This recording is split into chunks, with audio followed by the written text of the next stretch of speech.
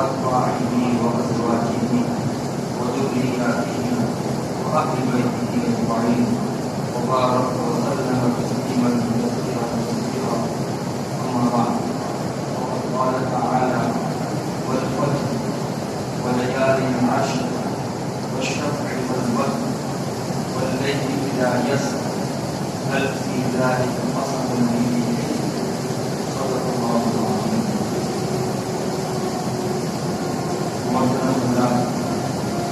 عزیز نوجوان، بزرگ اور دوستوں، جیسا کہ ہم سب جانتے ہیں کہ ذوالقعدہ کا مہینہ ختم ہو جائے گا اور آئندہ کل سے ذوالحجہ کا مہینہ شروع ہو جائے گا. ذوالحجہ حجہ کے معنی ہی آتے ہیں قصد اور ارادہ کرنا. اور چونکہ اس مہینے کے اندر لاکھوں کروڑوں لوگ چوک در چوک، فوج در فوج، شوق کے ساتھ، لگن کے ساتھ، ایک خاص محبت کے ساتھ اللہ کے گھر کا قصد کرتے ہیں، ارادہ کرتے ہیں اور سفر کرتے ہیں. اور جو نہیں کر سکتے ہیں ان کا دل، ان کا ذہن، ان کی روحیں خانہ کعبہ کا طواف کرتے ہیں. تو یہ قصد اور ارادے کا مہینہ ہے، حج کا مہینہ ہے. اور ذوالحجہ کا مہینہ یہ بھی اپنے اندر ایک فضیلت رکھتا ہے. اور اس کے شروع کے 10 دن اللہ کے یہاں بہت ہی زیادہ مقبول، بہت ہی زیادہ محبوب اور بہت ہی زیادہ پسندیدہ اور بہت ہی زیادہ اہمیت اور عظمت کے قابل ہے. ابھی جو میں نے کلام اللہ کی آیت تلاوت کی، کچھ آیتیں تلاوت کی، سورہ فجر کی شروع کی آیت ہے، ان آیتوں میں بھی اللہ نے 10 راتوں کا تذکرہ کیا. والفجر، قسم ہے فجر کے وقت. اب یہ آپ کو معلوم ہونا چاہیے کہ بندوں کے لیے یہ حکم ہے کہ بندہ اللہ کے علاوہ کسی اور کی قسم نہ کھائے. قسم کھانا یہ اللہ کی عظمت ہے. اللہ کے نام کی قسم کھانا یہ اللہ کی عظمت ہے.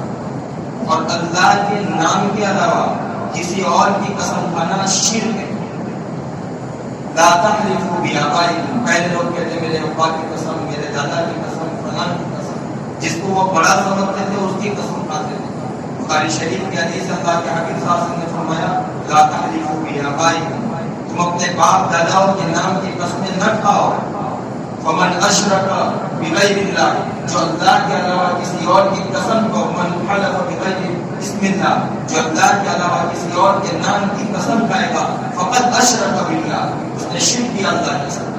تو اللہ کے علاوہ کسی اور کے نام کی قسم کھانا یہ بندوں کے لیے جائز نہیں ہے.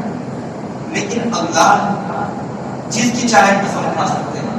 اور اللہ تعالیٰ مختلف اشیاء کی، مختلف چیزوں کی، مختلف موقعوں پر اس لیے قسم کھاتے ہیں کہ ان چیزوں کی اہمیت کو امت کے سامنے بیان کرتے ہیں، اپنے بندوں کے سامنے ان کی اہمیت کو اجاگر کرنا مقصود ہوتا ہے. تو اللہ نے یہاں پر کچھ چیزوں کی قسم کھائی. والفجر، قسم فجر کے وقت، قسم فجر کے وقت کی. اور آپ جانتے ہیں کہ فجر کا وقت اللہ کے نزدیک بہت ہی مقبول ہے، کیونکہ یتعاقبون فیکم، بخاری شریف کی حدیث ہے، یتعاقبون فیکم ملائکۃ باللیل وملائکۃ بالنہار، کہ تمہارے درمیان رات کے فرشتے ملائکۃ باللیل، ملائکۃ بالنہار، اور رات کے فرشتے اور دن کے فرشتے آمد و رفت کرتے ہیں، آتے جاتے رہتے ہیں. اور فرشتوں کی ڈیوٹیاں بھی تبدیل ہوتی ہے. جو رات کے فرشتے ہیں وہ اب صبح میں ان کی ڈیوٹی ختم ہو جائے گی، اور جو دن کے فرشتے ہیں اب وہ فجر کی نماز میں آ جائیں گے، ان کی ڈیوٹی فجر سے شروع ہوگی.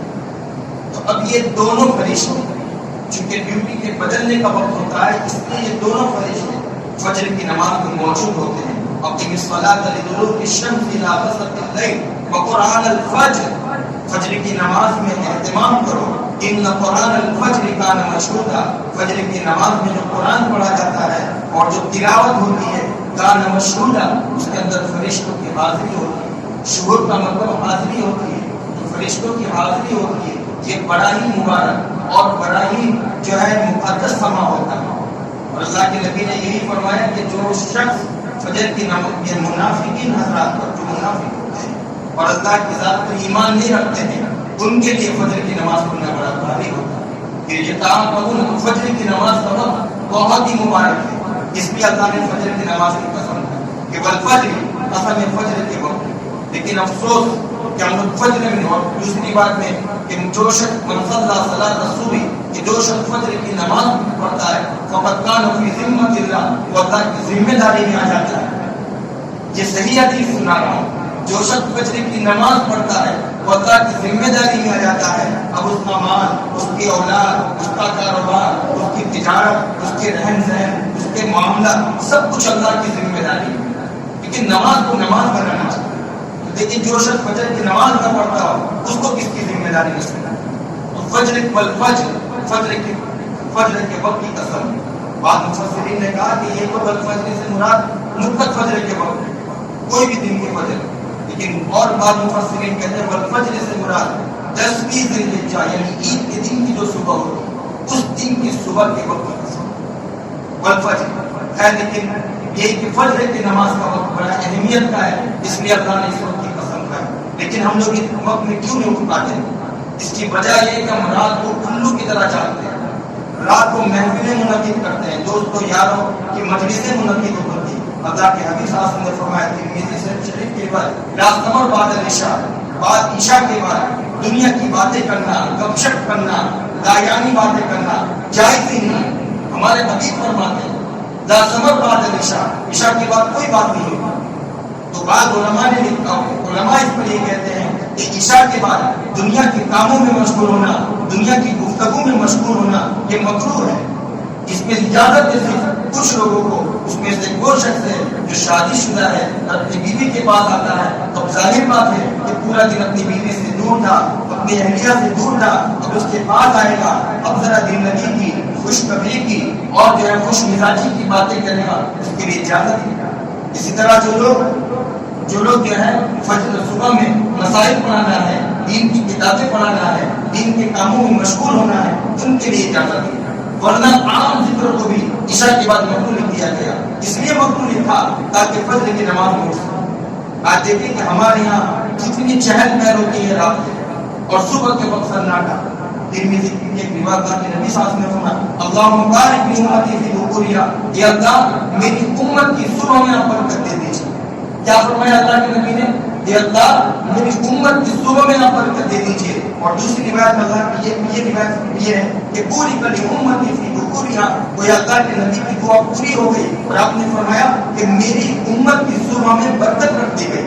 ایک صحابی فرماتے ہیں کہ میں ایک عام انسان تھا، اب میں نے یہ اس حدیث پر عمل کیا، جب یہ برکت کا وقت ہے تو میں جو ہے صبح کے وقت فجر سے پہلے اپنے قافلے کو لے کر نکل پڑتا تھا اور اس قافلے کو لے کر سفر کرتا تھا، تجارت کرتا تھا۔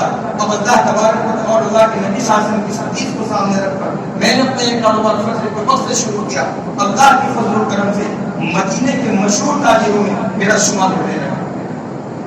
لوگ کب دکان کھولتے ہیں؟ 9 بجے، 10 بجے۔ ارے ایک بھی گاہک نہ آئے تب بھی فجر کے وقت ہم دکان کھولتی ہے۔ اللہ تبارک ہمیں گاہک کے محتاج نہیں، ہم اللہ کی برکت کے محتاج ہیں، ہم اللہ کی برکت کے محتاج ہیں۔ کثرتیں ہو سکتی ہے، کروڑوں آ سکتے ہیں، لیکن برکت ہی ختم ہو جائے تو کوئی مطلب نہیں، اور کچھ نہ ہو اور برکت ہو تو سب کچھ مل گیا۔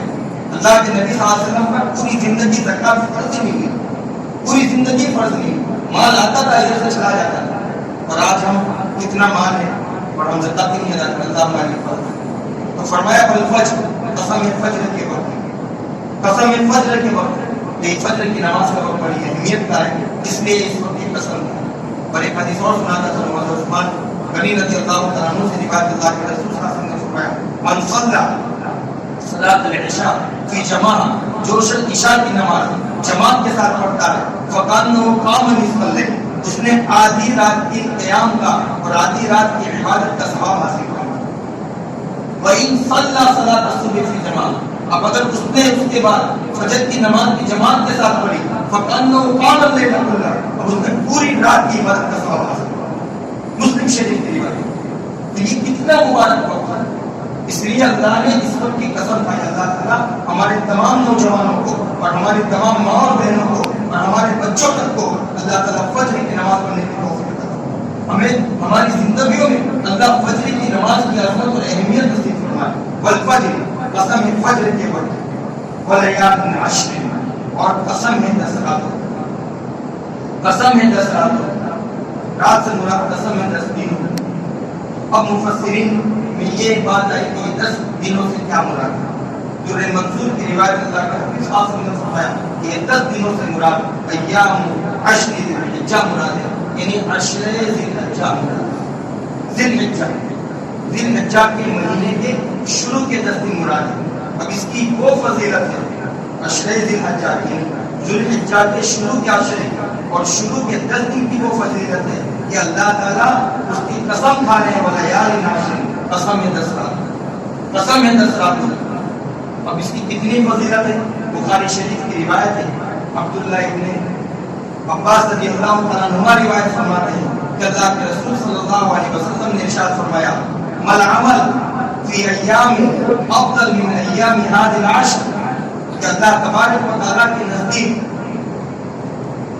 کوئی اکثر دنوں کے اندر، سال کے تمام دنوں کے اندر جو اعمال کیے جاتے ہیں، سال کے تمام دنوں کے اندر جو اعمال کیے جاتے ہیں وہ اللہ کے نزدیک عشر ذی الحجہ کے یعنی ذی الحجہ کے شروع کے 10 دن کے اعمال کے مقابلے میں افضل نہیں ہو سکتے، برتر نہیں ہو سکتے، اس سے اس کی فوقیت نہیں ہو سکتی۔ یعنی عشر ذی الحجہ کے 10 دن کے اعمال سال کے دوسرے دنوں کے اعمال کے مقابلے میں اللہ کے نزدیک سب سے زیادہ افضل اور سب سے زیادہ محبوب اور سب سے زیادہ پسندیدہ ہے۔ اب ایک صحابی نے سوال کیا وَلَا الْجِهَادُ فِي سَبِيلِ اللَّهِ، اللہ کے حبیب نے یہ بات فرمائی کہ سال کے دوسرے دنوں کے اعمال کے مقابلے میں ذی الحجہ کے اعمال افضلیت رکھتے ہیں۔ تو اب ایک صحابی یہ سوال کرتے ہیں کہ اللہ کے نبی صلی اللہ علیہ وسلم کیا اگر کوئی شخص سال کے دوسرے دنوں میں جہاد فی سبیل اللہ کرے تو یہ جہاد فی سبیل اللہ کا عمل بھی ذی الحجہ کے 10 دنوں سے کے اعمال سے افضلیت نہیں رکھ سکتا؟ یہ اس سے بہتر نہیں ہو سکتا؟ کیا عجیب سوال ہے کہ دوسرے دنوں کا جہاد ذی الحجہ کے شروع کے 10 دنوں کے اعمال کے مقابلے میں افضل نہیں ہو سکتا؟ سب سے بڑا محنت والا اور سب سے بڑی ہمت والا کوئی عمل ہے تو وہ جہاد، جان مال سب کچھ لگا دینا ہے، خون کا جان کا نذرانہ پیش کرنا ہے، کیسی ہمت اور بہادری۔ اللہ کے حبیب صلی اللہ علیہ وسلم نے فرمایا جہاد فی سبیل، یہ جی ہاں دوسرے دنوں کا جہاد بھی ان دنوں کے اعمال سے افضل نہیں ہو سکتا۔ الا رجل خرج یقاتل بنفسه وماله فی سبیل اللہ، ایک شکل ہے ایک شخص اللہ کے راستے میں اپنی جان لے کر گیا، اپنا مال لے کر گیا، فلم یرجع من شیء، اور وہ کچھ واپس لے کر نہ لوٹا، یعنی اس نے شہادت کا مقام حاصل کیا اور وہ اللہ کے راستے میں شہید ہو گیا۔ اس شہادت کا مقام ان دنوں کے اعمال سے افضل ہو سکتا ہے، ورنہ مطلق جہاد کا عمل بھی افضل نہیں ہو سکتا۔ یہ بخاری شریف، یہ بخاری شریف۔ اللہ معاف فرمائے، ہمیں پتہ بھی نہیں ہوتا ہے کہ ذی الحجہ کے شروع کے 10 دن کتنی فضیلت ہے۔ اور دوسری حدیث ہے وہ قرآن کی آیت ذرا میں نے مکمل کروں، والفجر، قسم ہے فجر کے وقت کی، ولیالٍ عشر، اور قسم ہے 10 دنوں کی، والشفع والوتر، اور قسم ہے جفت کی اور قسم ہے تاق کی۔ ایک تو تاق جفت عدد ہوتا ہے، تاق عدد ہوتا ہے 1 3 5 اکائی والا عدد، اور ایک ہوتا ہے جفت والا عدد یعنی 2 4 6۔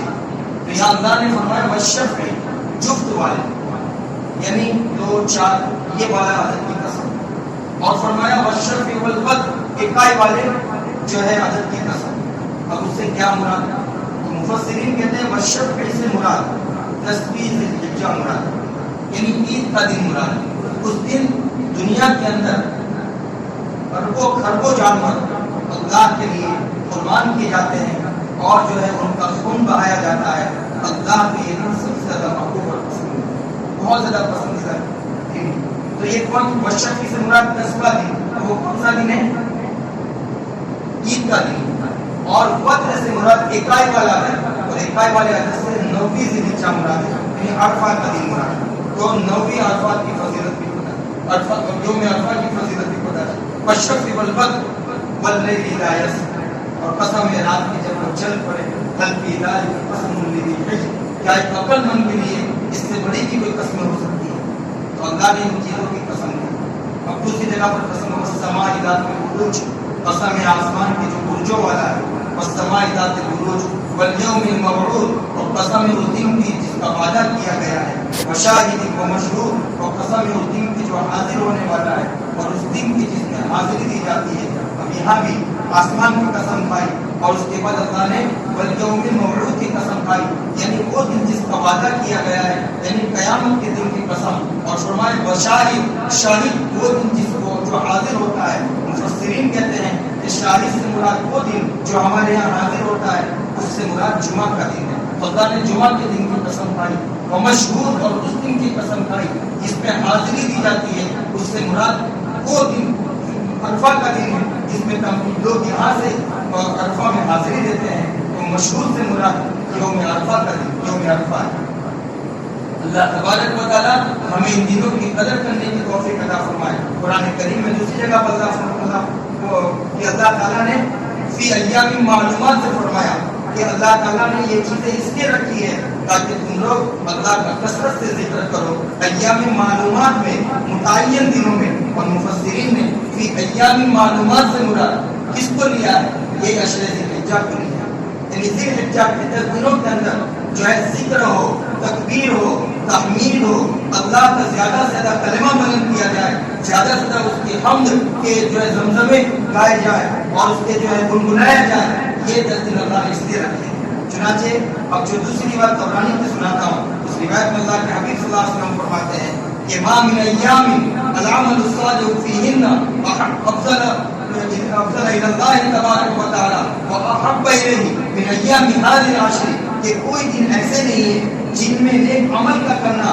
اللہ کے نزدیک زیادہ افضلیت رکھتا ہو، واحب الیہ، اور اس کے نزدیک زیادہ محبوب اور پسندیدہ ہو من ایام هذه العشر، ان 10 دنوں کے اعمال کے مقابلے۔ کوئی دن ایسے نہیں ہے جن میں نیک عمل کا کرنا ان 10 دنوں کے اعمال کے مقابلے میں اللہ کے نزدیک زیادہ محبوب اور پسندیدہ نہ ہو۔ اس کا مطلب یہ ہے کہ سال کے بقیہ دنوں کے اعمال کے مقابلے میں ان 10 دنوں کے اعمال کی فضیلت مسلم ہے۔ اللہ کے حبیب صلی اللہ علیہ وسلم نے کئی جگہ پر فرمایا، پھر فرمایا کہ فَأَفْطِرُوا فِيهِمْ، اب صحابی نے پوچھا وَلَا الْجِهَادُ فِي سَبِيلِ اللَّهِ، اللہ کے نبی نے یہاں بھی وہی جواب دیا۔ پھر اللہ کے نبی صلی اللہ علیہ وسلم نے فرمایا فَأَفْطِرُوا فِيهِمْ مِنَ التَّحْمِيدِ وَالتَّهْلِيلِ وَالتَّكْبِيرِ، چنانچہ ان 10 دنوں کے اندر تم اللہ کی زیادہ سے زیادہ حمد بیان کرو، زیادہ سے زیادہ لا الہ الا اللہ پڑھو، زیادہ سے زیادہ اللہ کی تکبیر بیان کرو، اللہ کی عظمت بیان کرو، یعنی اللہ اکبر لا الہ الا اللہ، اللہ اکبر وللہ الحمد۔ چنانچہ امام بخاری فرماتے ہیں، امام بخاری رحمۃ اللہ علیہ فرماتے ہیں کہ حضرت ابو ہریرہ کان ابو ہریرہ وابن عمر رضی اللہ تعالیٰ عنہ، حضرت ابو ہریرہ اور حضرت عبداللہ ابن عمر رضی اللہ تعالیٰ عنہ کا امام تھا، یخرجان الی السوق، وہ بازار کی طرف نکل پڑتے تھے اور زور زور سے تکبیر پڑھتے تھے، زور زور سے اللہ اکبر پڑھتے تھے، لا الہ الا اللہ پڑھتے تھے، تاکہ بازار کے لوگ غفلت میں ہو اور ان کو یہ یاد دلائے، اور لوگ ان کی تکبیر کو سن کر، ان کی تحمید کو سن کر، ان کی تحلیل کو سن کر لوگ جو ہے یاد کرتے تھے اور اس کو جو ہے ان کے ساتھ دہراتے تھے۔ تو معلوم ہوا کہ ان 10 دنوں کے اندر اللہ کی زیادہ سے تحمید ہونی چاہیے، اور یہ مسنون عمل ہے، یہ مستحب عمل ہے۔ اللہ کے نبی صلی اللہ علیہ وسلم کیا کرتے تھے، صحابہ ہی اللہ کے نبی نے اس کو حکم دیا، صحابہ کا یہ عمل ہے۔ لیکن ہم لوگ جانتے ہیں، ہم تو یہ سمجھتے ہیں کہ 9 ذی الحجہ سے شروع ہوتا ہے، ایسا نہیں ہے۔ یہ فی ایام معلومات قرآن کریم میں اس کا تذکرہ ہے کہ ایام معلومات میں اللہ فی ایام معلومات، ان 10 دنوں کے اندر اللہ کا زیادہ سے زیادہ ذکر کرو۔ ایام معلومات سے عشر ذی الحجہ مراد ہے۔ اللہ تعالیٰ ہمیں صحیح معنی میں ان 10 دنوں کی قدر کرنے کی توفیق عطا فرمائے۔ اب یہ جو روایت ہے، اب اس میں 10 یہ عشر ذی الحجہ یعنی ذی الحجہ کے 10 دنوں کی بڑی فضیلت ہے۔ اب یہاں پر ایک سوال ہے، یہ تو سوال ہو گیا کہ کیا دوسرے دنوں میں جو جہاد فی سبیل اللہ کا عمل ہو وہ بھی اس سے افضل نہیں تو فرمایا یہ بھی. ایک سوال باقی رہ گیا.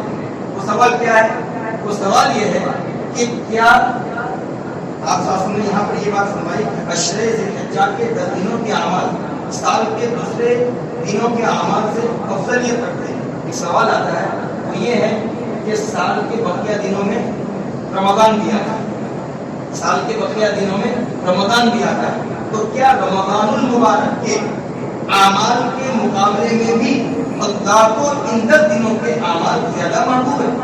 یہ سوال تو ہونا ہی. چنانچہ باقاعدہ اس پر بحث بھی ہو رہا اور اس کا فیصلہ بھی ایسا آیا کہ تعجب کیسے شیخ الاسلام علامہ ابن تیمیہ رحمۃ اللہ علیہ فرماتے ہیں کہ جی ہاں عشرہ ذی الحجہ کے 10 دن رمضان المبارک کے دنوں سے بھی زیادہ افضل ہے. تعجب ہوتا ہے, تعجب ہوتا ہے, لیکن تعجب کی کوئی بات نہیں, یہ علمی بات ہے, اس کی دلیل بھی ان کے پاس موجود ہے. چنانچہ یہ دیکھیں کیوں, یعنی آپ یعنی رمضان میں 3 عشرے ہوتے ہیں, پہلا عشرہ, دوسرا عشرہ, تیسرا عشرہ, اور ان 3 عشرے میں سب سے زیادہ افضلیت کون سا عشرہ رکھتا ہے؟ آخری عشرہ. چنانچہ علامہ ابن تیمیہ کہتے ہیں کہ عشرہ ذی الحجہ کے یہ 10 دن, یہ شروع کے 10 دن رمضان کے آخری 10 دنوں سے بھی افضل ہے. ہاں مگر رمضان المبارک کے آخری عشرے کی 10 راتیں عشرہ ذی الحجہ کی راتوں سے افضل ہے. دلیل دیتے ہیں, دلیل یہ ہے کہ رمضان المبارک کے آخری عشرے میں اللہ نے ایک رات رکھی, اس رات کو ہم شب قدر لیلۃ القدر کہتے ہیں. اس رات کی بڑی فضیلت ہے اور وہ رات تمام راتوں کی سردار ہے. تو چونکہ یہ 10 راتیں اپنے ساتھ راتوں کے سردار کو لیے ہوئے ہیں, راتوں کی سردار کو لیے ہوئے ہیں, اس لیے یہ 10 راتیں عشرہ ذی الحجہ کی 10 راتوں سے افضل ہے. اور عشرہ ذی الحجہ کے دنوں میں اللہ نے یوم عرفہ رکھا ہے, اور یوم عرفہ دنوں کا سردار ہے, وہ راتوں کی سردار, یہ دنوں کا سردار. اور عرفہ کے دن کے مقابلے میں جیسا اللہ تعالیٰ شب قدر میں اربوں خربوں اور پوری کائنات کے انسانوں کی مغفرت اور بخشش کا پروانہ تقسیم کرتا ہے, بس اسی طرح اللہ تبارک و تعالیٰ کی مغفرت اور بخشش یوم عرفہ میں عام کر دی جاتی ہے, لیکن ہم اس سے غافل ہیں. تو جو اہمیت, جو فضیلت راتوں میں شب قدر کو حاصل ہے, اسی طرح کی فضیلت, اسی طرح کا مقام اور مرتبہ یوم عرفہ کو دنوں میں حاصل ہے. اس لیے یوم عرفہ کے وجہ سے یہ 10 دن عشرے رمضان کے عشرے سے افضل ہے. اور ایک سوال ابھی بھی دماغ میں کہ ایسا کیسے ہو سکتا ہے؟